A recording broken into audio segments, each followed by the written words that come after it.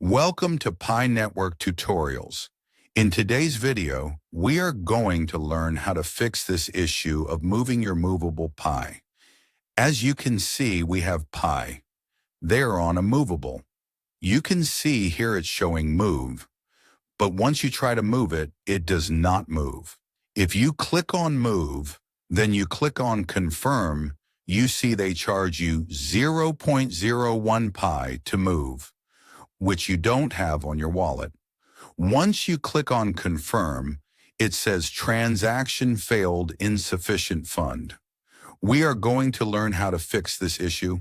Click on wallet on top of the Pi browser. Type pirelease.com.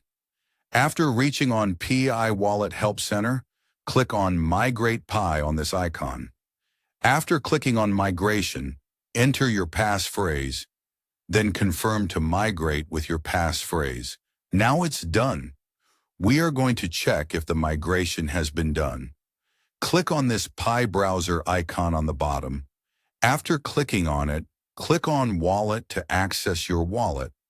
Enter your passphrase, then unlock with passphrase. Now you see we have got the movable fee of 0.01 Pi. To move the Pi, click on Migration, click on Move, then click Confirm.